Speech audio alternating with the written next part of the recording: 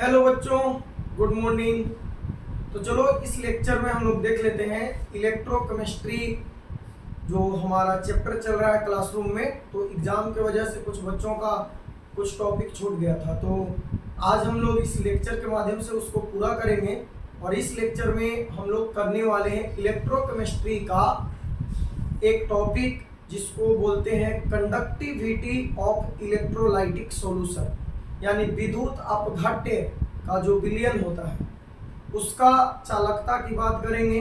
तो आप सब जानते हो कि जो कंडक्टर होते हैं, कंडक्टर जिसे हम सुचालक बोलते हैं, तो ये सुचालक दो प्रकार के होता है, आप जानते हो। एक होता है धातुई चालक और दूसरा क्या होता है, दूसरा होता है विद्युत अपघट्य, विद्युत अपघट्य। ठीक है। तो धातुई चालक में जैसे हम लोग जो वायर यूज करते हैं, कॉपर का, सिल्वर का, आयरन का, एल्युमिनियम का, ये सब जो वायर यूज करते हैं सब धातुई चालक हो गया। ठीक है, कॉपर हो गया, सिल्वर हो गया, एल्युमिनियम एक्सेट्रा, यही सब ज्यादा इस्तेमाल होते हैं, तो ये धातुई चालक है। और विद्युत अपघट्य में क्या हो गया कि अम्ल, क्षार और लवण का जलीय विलयन बनाते हैं या उसका पिघला हुआ अवस्था लेते हैं।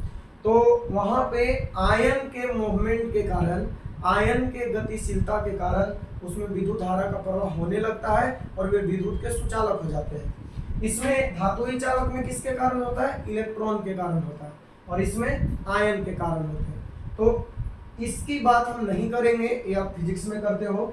यहाँ पे हम लोग बात करेंगे विद्युत अपघट्य, यानी इलेक्ट्रोलाइटिक जो कंडक्टर है, विद्युत अपघट्य चालक, जैसे अम्ल का जलीय विलयन, क्षार का जलीय विलयन और लवण का जलीय विलयन, तो उसकी क्या चालकता होती है और उसका प्रतिरोध क्या होता है, प्रतिरोधकता क्या होता है, सारा कुछ इसमें हम लोग डिस्कस करेंगे। ठीक है, तो चलो लेक्चर को शुरू करते हैं। देखो, आप सब जानते हो कि अपने पास अगर एक मेटल का रॉड है, ठीक है, मेटल रॉड है, धातु का एक छड़ बोल रो या तार बोल, वायर, जिसका ये जो क्रॉस सेक्शनल एरिया है, ये है इसका क्रॉस सेक्शनल एरिया। ठीक है, ये इसका है क्रॉस सेक्शनल एरिया। ठीक, यहाँ,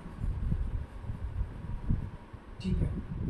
तो इसका जो यहां से यहां तक का लेंथ है वो है L और क्रॉस सेक्शनल एरिया है A। एक तार है धातु का जिसका लंबाई L है और अनुप्रस्थ काट का क्षेत्रफल कितना है, A। तो आप जानते हो कि इसका जो प्रतिरोध होता है, रेजिस्टेंस, रेजिस्टेंस क्या है, प्रतिरोध। प्रतिरोध किसी पदार्थ का वह गुण है जिसके कारण वह अपने से होकर विद्युत धारा के प्रवाह का विरोध करता है। ठीक है, विद्युत धारा के मार्ग में जो रुकावट आता है उसी को हम लोग बोलते हैं प्रतिरोध, और इसको हम लोग रिप्रेजेंट किससे करते हैं, R से। तो R जो होता है वो तार के लंबाई के डायरेक्टली प्रोपोर्शनल होता है। ठीक है, वायर की लेंथ के डायरेक्टली प्रोपोर्शनल होता है। लंबाई जितना ज्यादा होगा प्रतिरोध उतना ज्यादा होगा, अर्थात विद्युत धारा के मार्ग में व्यवधान या रुकावट उतना ही ज्यादा होगा। और ये जो R है इनवर्सली प्रोपोर्शनल होता है एरिया ऑफ क्रॉस सेक्शन का। ठीक है, अनुप्रस्थ काट का क्षेत्रफल जितना अधिक होगा प्रतिरोध उतना ही कम होगा। तो अगर कंबाइन करते हैं हम इक्वेशन, कंबाइनिंग इक्वेशन 1 एंड 2, तो यहां से हम पाएंगे कि R प्रोपोर्शनल है L बाई A। ठीक है, R proportional L by A। तो जब प्रोपोर्शनलिटी हटता है तो आप सब जानते हो कि कांस्टेंट आता है, तो यहाँ पे R इक्वल टू कांस्टेंट के रूप में आता है रो, और साथ में क्या हो जाएगा, L बाई A।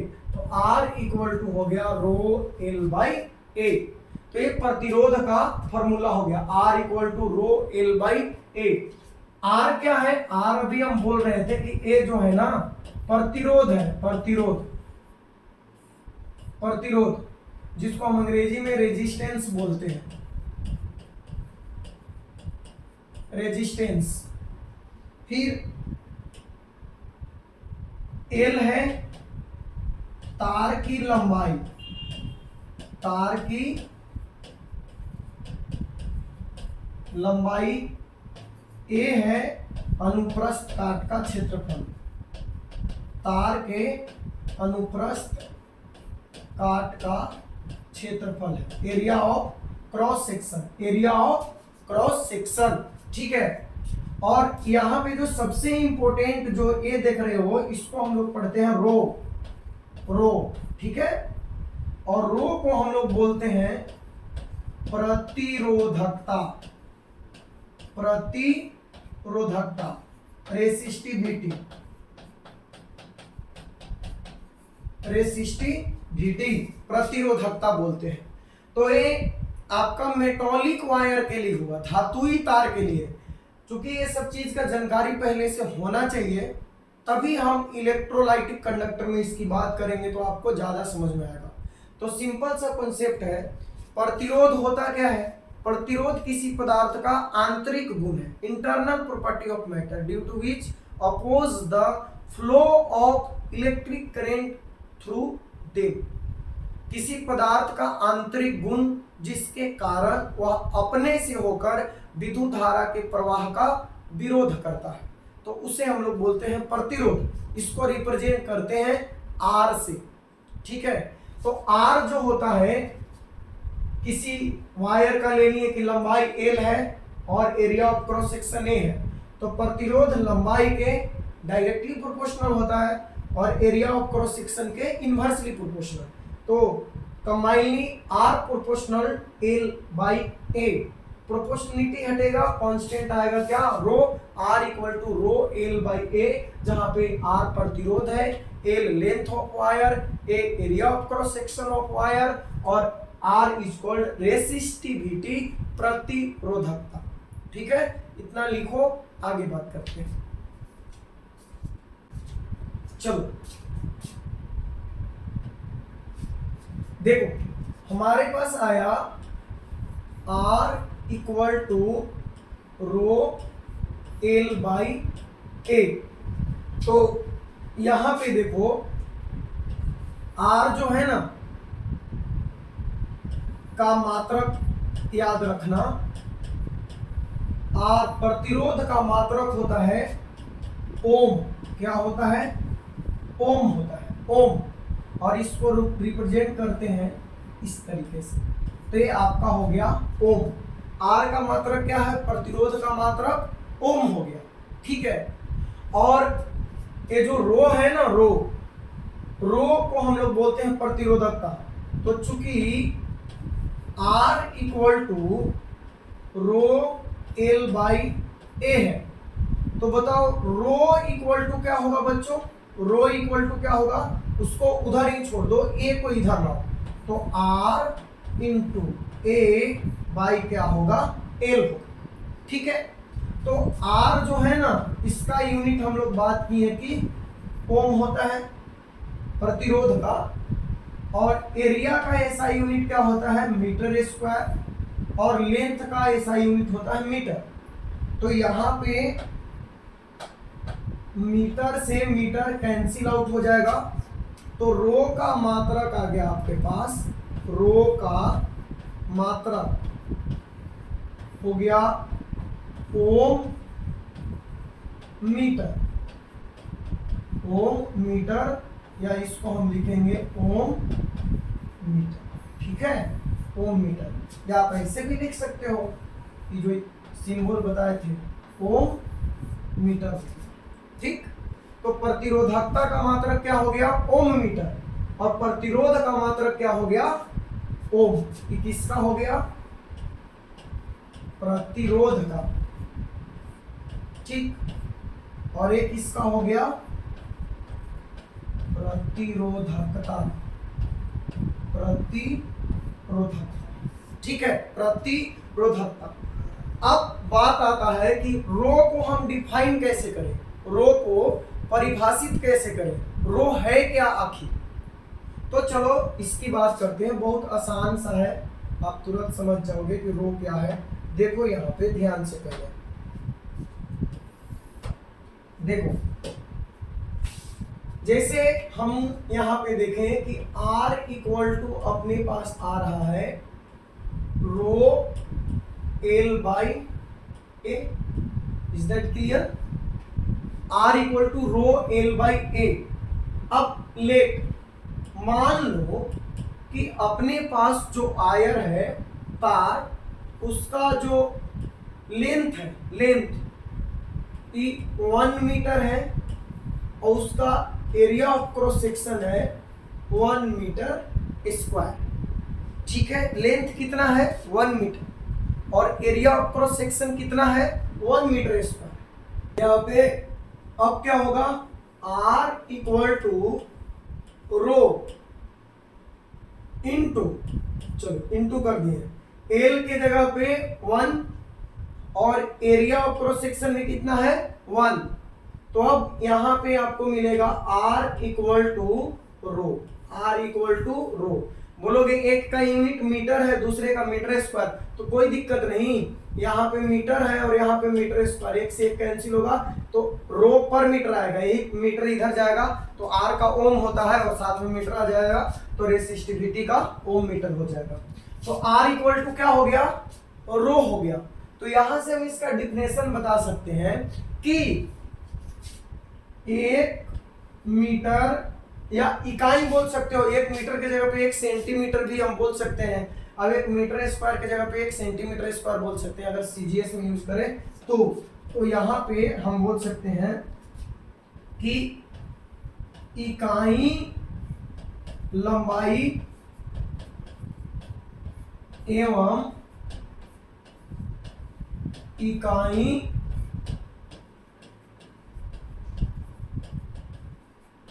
अनुप्रस्थ काट के क्षेत्रफल वाले किसी चालक तार के द्वारा उत्पन्न प्रतिरोध को प्रतिरोधकता कहते हैं। तो यहां से इसका डिफिनेशन आ गया, प्रतिरोधकता कहते हैं। ठीक है, हम देख रहे हैं कि जब हम लेंथ यूनिट ले रहे हैं और area of cross section unit ले रहे हैं तो जो R है रो के बराबर आ जा रहा है, या हम ऐसे भी कह सकते हैं कि रो R के बराबर आ जा रहा है। तो डिफिनेशन आसानी से लिख सकते हैं कि इकाई लंबाई और इकाई अनुप्रस्थ काट के क्षेत्रफल वाले किसी चालक तार के द्वारा जितना प्रतिरोध उत्पन्न होता है उसी को हम लोग बोलते हैं प्रतिरोधकता। और ना प्रतिरोधकता को विशिष्ट प्रतिरोध भी कहा जाता है। प्रतिरोधकता को ही क्या कहा जाता है, विशिष्ट प्रतिरोध। यहां पे हम लिख सकते हैं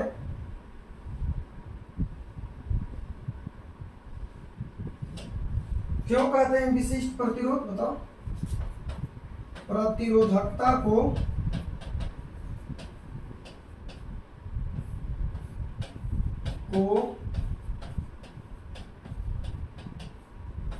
विशिष्ट प्रतिरोध, जिसको हम बोलते हैं अंग्रेजी में स्पेसिफिक रेजिस्टेंस, स्पेसिफिक रेजिस्टेंस भी कहते हैं। तो इसको हम लोग स्पेसिफिक रेजिस्टेंस भी कहते हैं, विशिष्ट प्रतिरोध। क्योंकि आप देख रहे हो कि एक स्पेशल कंडीशन पे, एक विशेष परिस्थिति में, एक विशिष्ट स्थिति में जब एरिया यूनिट हो, लेंथ भी यूनिट हो, in this case rho become equal to R, so this is also called specific resistance. एक विशिष्ट स्थिति में प्रतिरोधकता प्रतिरोध के बराबर हो जाता है, इसलिए इसे हम विशिष्ट प्रतिरोध भी कहते हैं। ठीक है, तो ये हो गया प्रतिरोध और प्रतिरोधकता की कहानी। लिख लो इतना, फिर आगे बढ़ते हैं।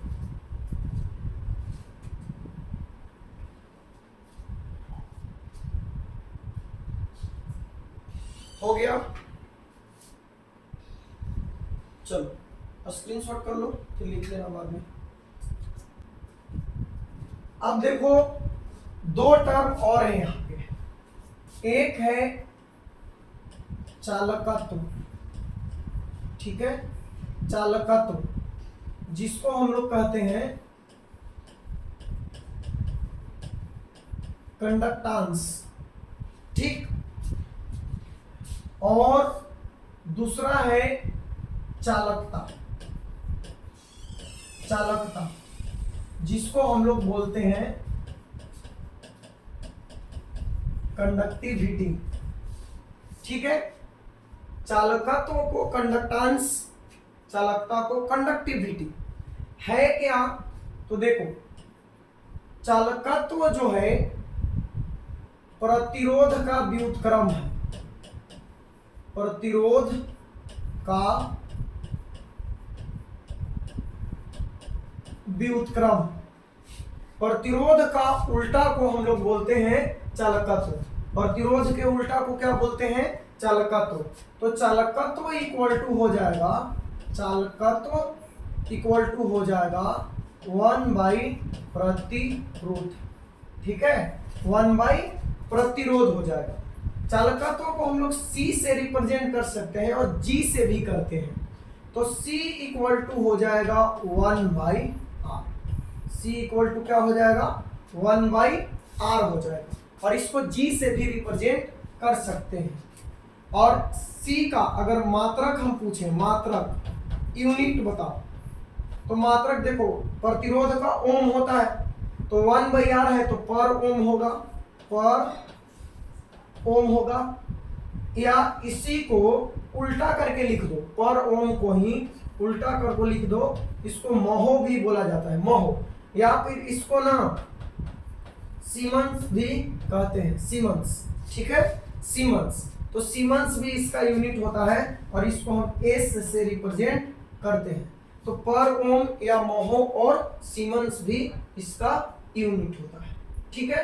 तो ये हो गया चालकत्व, प्रतिरोध के व्युत्क्रम को हम लोग बोलते हैं चालकत्व। दूसरा है चालकता, चालकता क्या है, प्रतिरोधकता का व्युत्क्रम होता है, प्रतिरोधकता का व्युत्क्रम होता है, प्रतिरोधकता का व्युत्क्रम, रेसिप्रोकल ऑफ रेजिस्टिविटी।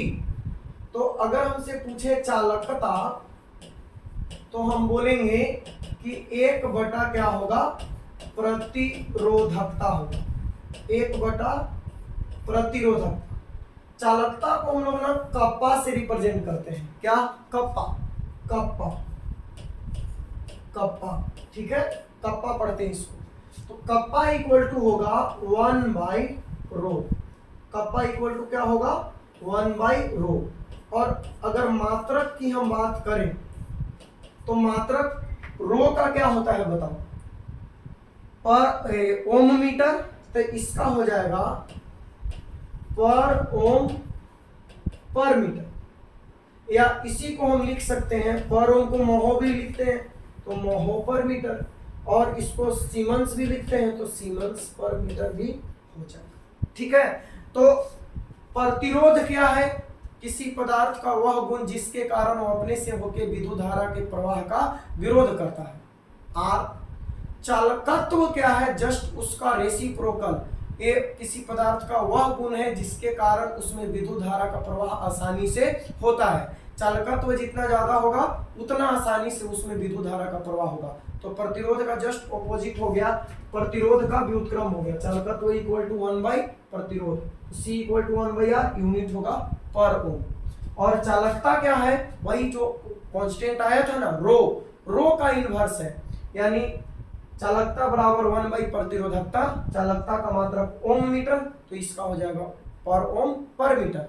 या अगर आप सेंटीमीटर में वायर का लेते हो एरिया और लेंथ, तो यहाँ पे पर ओम सेंटीमीटर भी हो जाएगा, ठीक है। चलो, तो ये सारा कहानी मेटॉलिक वायर के लिए था, किसके लिए था, मेटॉलिक वायर, धातुई चालक के लिए था, धातुई तार के लिए। लेकिन अब इसी का हम लोग अप्लाई करेंगे कहाँ पे, इलेक्ट्रोलाइटिक सॉल्यूशन के लिए, जहां पे इलेक्ट्रोलाइसिस होता है। पहले इसको लिख लो,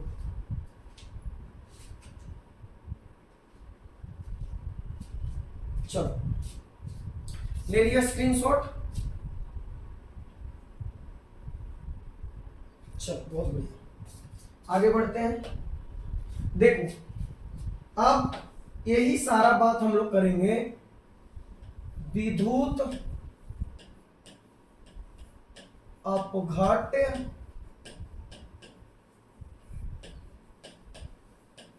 चालक के लिए for electrolytic conductor, for electrolytic conductor. तो आप जानते हो कि यहाँ पे जो प्रोसेस होता है वो इलेक्ट्रोलाइसिस का होता है। यहाँ पे जैसे हम फिगर बनाए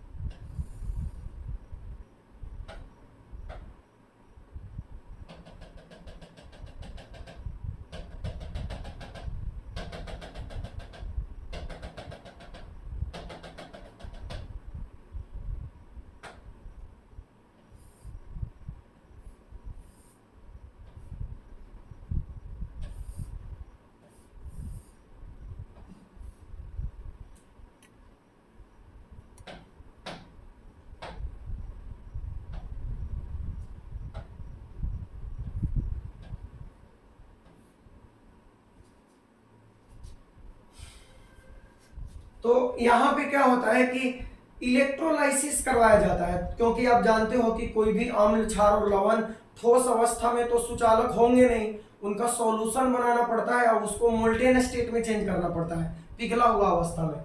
और इलेक्ट्रोलाइसिस का जो प्रोसेस होता है उसमें क्या होता है कि एक अपने पास कंटेनर होता है, इंसुलेटर कंटेनर, कुचालक पात्र होता है, और जिस किसी भी इलेक्ट्रोलाइट का हमको करवाना रहता है उसका सॉल्यूशन ले लेते हैं, सॉल्यूशन ऑफ इलेक्ट्रोलाइट।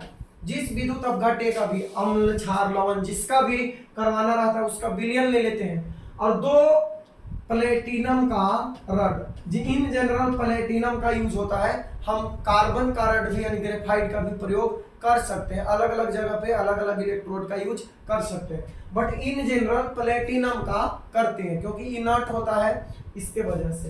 तो यहाँ पे अभी क्या है कि इसका जो क्रॉस सेक्शनल एरिया है इलेक्ट्रोड का, ई है ए, और दोनों का इक्वल मान लो, इसका भी कितना है ए, क्रॉस सेक्शनल एरिया कितना है बच्चों, ए है, और यहां से यहां तक का जो लेंथ है वो है एल, ठीक है, क्या है, एल है।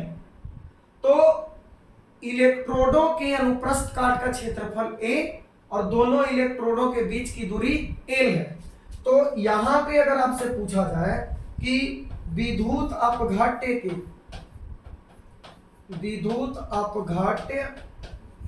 के विलयन का जो प्रतिरोध होगा, विलयन का प्रतिरोध, वो क्या होगा प्रतिरोध, तो ये वही चीज होगा कि इसका भी प्रतिरोध जो है वो डायरेक्टली प्रोपोर्शनल होगा लेंथ का और इनवर्सली प्रोपोर्शनल होगा एरिया ऑफ क्रॉस सेक्शन का, बट चेंज है थोड़ा सा।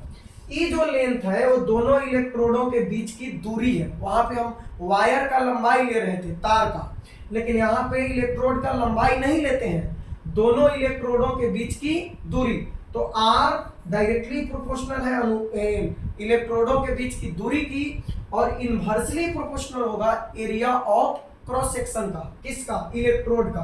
तो R इक्वल टू यहां भी क्या आ गया, R directly proportional to L by A, या R proportional to L by A। तो यहां भी वही होगा बच्चों कि R कांस्टेंट हटेगा तो यहाँ A प्रोपोर्शनलिटी हटेगा तो कांस्टेंट आएगा रो, और साथ में होगा L बाई A। तो यहाँ पे हो गया R equal to rho L by A, ठीक है, रो L बाई A। अब इसमें ना थोड़ा सा हम लोग आगे भी बात करेंगे क्योंकि इतना तो हम लोग पहले से कर चुके हैं, ठीक है, इतना तो कर चुके हैं। तो अब देखो आगे का कहानी क्या है, सुनना ध्यान से। देखो R इक्वल टू अपने पास आ गया रो L बाई A, ठीक है। अब ये जो L बाई A है ना, इसको कहते हैं हम लोग सेल कांस्टेंट। क्या कहते हैं? सेल कांस्टेंट, सेल स्थिरांक। ये बड़ा इंपॉर्टेंट है, सेल स्थिरांक, सेल स्थिरांक, सेल कांस्टेंट। तो यहां पे एक नया टर्म आ गया, सेल स्थिरांक। तो पहले इसको डिस्कस कर लेते हैं कि आखिर इस सेल स्थिरांक होता क्या है। सेल स्थिरांक,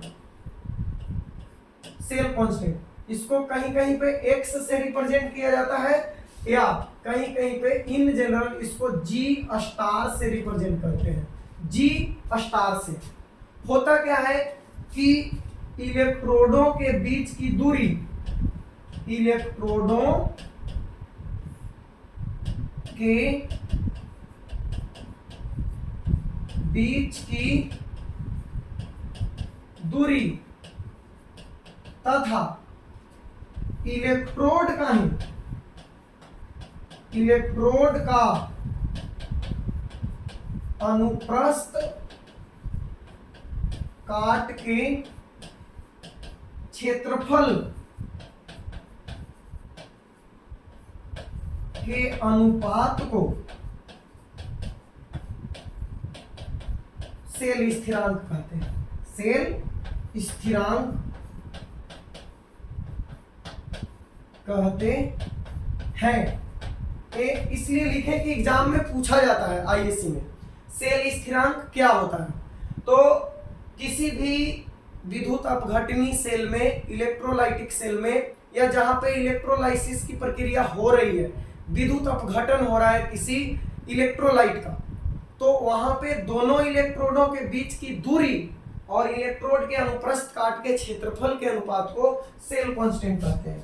तो हम कह सकते हैं कि जो G स्टार है, G स्टार इक्वल टू होगा L by A, L by A. और इसका SI यूनिट की अगर हम बात करें, SI यूनिट की, तो देखो ऊपर में लेंथ का क्या होगा, मीटर, लेंथ का मीटर और एरिया का मीटर स्क्वायर। तो यहाँ पे इसका SI यूनिट हो जाएगा पर मीटर। क्या हो जाएगा? पर मीटर। मीटर से 1 मीटर कट जाएगा एरिया वाला, तो पर मीटर बचेगा। इन जनरल हम किसका यूज करेंगे? जनरल, क्योंकि मीटर में तो उतना दूर तो रहेगा नहीं, तो जनरली हम लोग यूज करेंगे पर सेंटीमीटर। ठीक है, क्योंकि इलेक्ट्रोलाइटिक जो हमारा कंटेनर होगा वो छोटा होगा, तो वहां पे हम सेंटीमीटर में यूज करेंगे, तो पर सेंटीमीटर। तो ये हो गया सेल कांस्टेंट की बात। इतना लिख लो, फिर आगे बढ़ते हैं।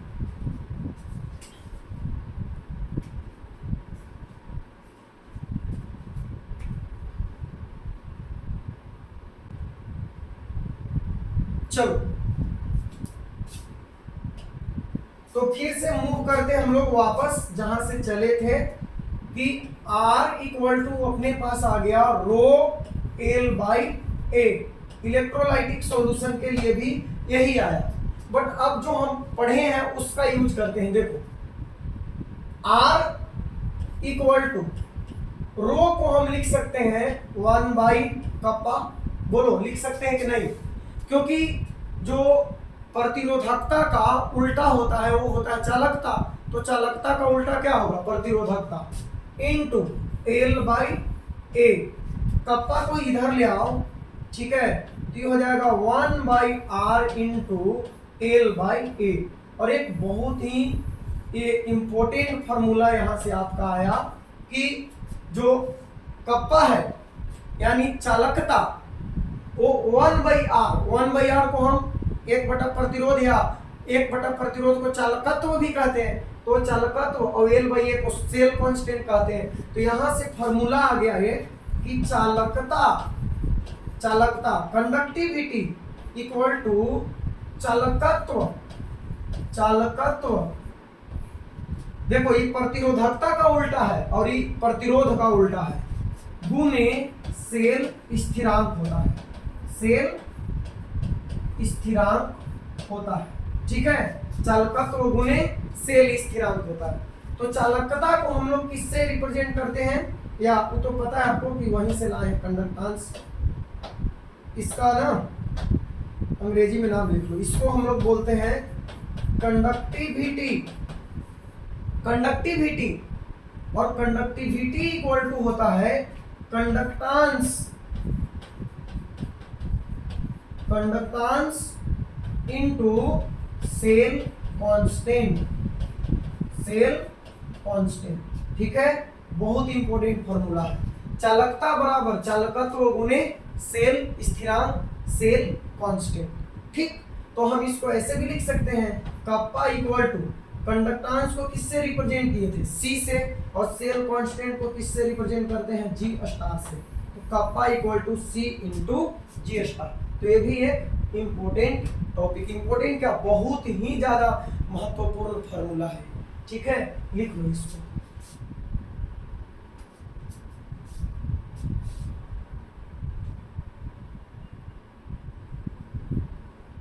तो देखो यहाँ पे एक क्वेश्चन दिया हुआ है और इसका हमें सॉल्यूशन करना है। क्वेश्चन को पढ़ते हैं और हूबहू इसी टाइप का सेम टू सेम, बस ए वाला जो है यहाँ पे थोड़ा सा चेंज किया है। और इस बार नीट 2023 का जो एग्जाम हुआ आज के जो कुछ दिन पहले 5-7 दिन, तो उसमें इसी तरह का सवाल में पिछले संडे को ही हुआ है और उसमें इसी तरह का क्वेश्चन देके और सेल कांस्टेंट पूछा था। तो चलो उस क्वेश्चन मैंने आपको क्लास में करवाया भी था। तो देखो इसको सोल्व करते हैं। 20 डिग्री सेल्सियस पे, 20 डिग्री सेल्सियस पे n/10 KCl विलयन की विशिष्ट चालकता, विशिष्ट चालकता कितना है, 0.0212। विशिष्ट चालकता का मतलब वही कप्पा की बात कर रहा है। तो कप्पा इक्वल टू कितना है, 0.0212 पर ओम और पर सेंटीमीटर है। 20 डिग्री सेल्सियस पर ही इस विलयन के सेल का प्रतिरोध R इक्वल टू कितना है, 55 ओम है। तो आपसे पूछ रहा है कि सेल कांस्टेंट बताओ, जी स्टार बताओ क्या होगा। तो देखो अभी अभी हम लोग पढ़े थे कि kappa equal to 1/R into L/A होता है। ठीक है, तो L/A इक्वल टू क्या होगा बताओ, कप्पा इंटू R होगा कि नहीं, R इधर भेज दो, कप्पा इंटू R होगा। अब L/A को ही हम लोग बोलते हैं सेल कांस्टेंट। तो कप्पा इंटू R मतलब कप्पा का वैल्यू कितना दिया है जी, कप्पा का वैल्यू कितना दिया है बताइए जरा। चलिए कप्पा इक्वल टू क्या निकालना है हम लोग को, जी स्टार। तो जी स्टार सेल कांस्टेंट कप्पा कितना दिया है, 0.0212 और यहाँ पे रेजिस्टेंस कितना है, 55। तो चलो मल्टीप्लाई करो, 5 गुनी 10 की 0 और 5 कम 5 6 हो गया, यानी 55 दूनी, चलो ना एक ही बार में कर लो। आपका यहाँ पे मल्टीप्लाई करोगे आ जाएगा 1.166 पर सेंटीमीटर। ठीक है, तो 1.166 पर सेंटीमीटर कहाँ पे है, ऑप्शन बी।